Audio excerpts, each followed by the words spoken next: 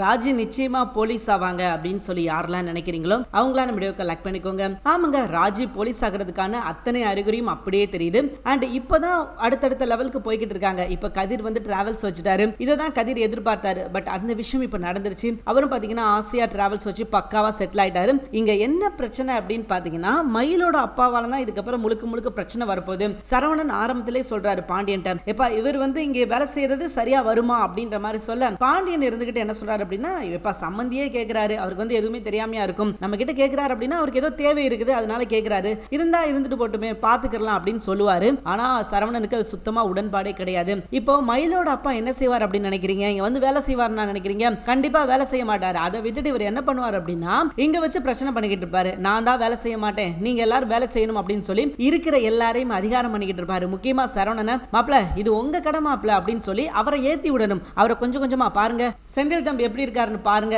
அங்க பாருங்க கதிர் டிராவல்ஸ் வச்சிட்டாரு, நீங்க இன்னும் இப்படி இருக்கீங்களே அப்படின்னு சொல்லிட்டு அவரை கொஞ்சம் கொஞ்சமா ஏத்தி விட்டு அவரை டென்ஷன் ஆக்கி, அவர் மாற மாட்டாரு, சரவணன் மாறவே மாட்டாரு. பட் அவரை டென்ஷன் ஆக்கி இவங்க வந்து குளிர்காயணும், இதுதான் இப்போதைக்கு அவரோட நோக்கமா இருக்கும். அண்ட் உள்ள போய் அவர் பண்ற விஷயங்கள் சரவணனுக்கு சுத்தமாவே பிடிக்காது. அவருக்கும் என்ன ஆகும் அப்படின்னா இரிட்டேட்டிங் ஆகும், என்னடா இது இப்படி பண்ணிக்கிட்டு இருக்கானே அப்படின்னு சொல்லி அவருக்கும் கோபம் வரும். அதுதான் நடக்க போகுது. சோ ஒழுங்கு மரியாதையா அவர் வேலைக்கு வராம இருந்துட்டாருன்னா ரொம்ப நல்லது. கொஞ்ச நாள்ல மயில வந்து மன்னிச்சு சரவணன் ஏத்துக்கிறதுக்கு வாய்ப்பு இருக்குது. பட் இங்க வந்து இவர் செய்யற விஷயங்கள் இங்க அவரோட வாழ்க்கையில தான் பிரச்சனை ஏற்படுத்தும். இவங்க என்ன பண்ணுவாங்க அப்படின்னா இங்க பண்ற விஷயம் மயில்கிட்ட போய் ரெஃப்ளெக்ட் ஆகும். சரவணன் மயில்கிட்ட போய் கோவப்படுவாரு, உங்க அப்பா ஒழுங்கு மரியாதை அங்க இருந்து போ சொல்லிரு, நான் அவ்வளவுதான் சொல்லுவேன் அப்படின்ற மாதிரி சொல்லுவாரு. இங்க வீட்டுக்கு தேவையான சரக்கு எடுத்துட்டு போறாருங்க. இங்க வந்து வேலைக்கு சேர்ந்தா ஒன்னு வேலைக்கு சேரணும், அந்த குடுக்கிற சம்பளத்தை வாங்கிட்டு போய்கிட்டே இருக்கணும். ஆனா அதை விட்டுட்டு இவர் என்ன பண்றாரு அப்படின்னா சம்பளமும் வாங்குறாரு, அதுக்கப்புறம் இந்த அரிசி 1 கிலோ எடுப்பா, அந்த பருப்பு 1 கிலோ எடு, வீட்டுக்கு தேவை அப்படின்னு சொல்லிட்டு இங்க இருக்கிற பொருளை எடுத்துக்கிறாரு. அது போக சம்பளமும் வாங்குறாரு. நாளுக்கு நாள் இப்படியே போய்கிட்டு இருந்துச்சு அப்படின்னா கடை இழுத்து முடிட்டு போக வேண்டியதான். அதான் நடக்க போகுது.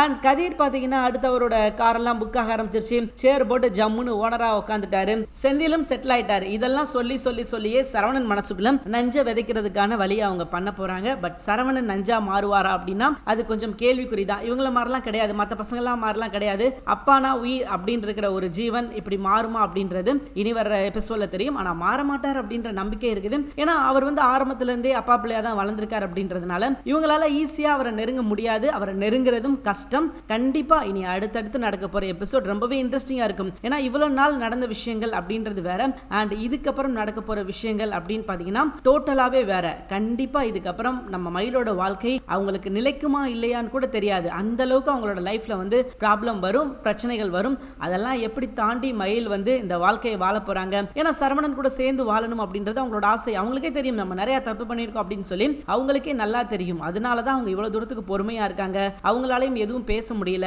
ஆனா இதை தனக்கு சாதகமா பயன்படுத்திக்கிட்ட மயிலோட அப்பா என்ன பண்றாரு அப்படின்னா அவரால் என்னென்ன விஷயங்கள்லாம் பண்ண முடியுமோ அதெல்லாம் பண்ணிக்கிட்டு இருக்காரு. சீக்கிரமே இவரை இங்கிருந்து அடிச்சு துரத்திட்டாங்க அப்படின்னா மயிலுக்கு ரொம்பவே நல்லது. இல்லை அப்படின்னா மயிலுக்கு தான் டேஞ்சர். அவங்க அப்பாவால மயிலுக்கு அடுத்தடுத்து ப்ராப்ளங்கள் வர்றதுக்கான சான்சஸ் நிறைய இருக்குது. தேங்க்யூ ஃபார் வாட்சிங்.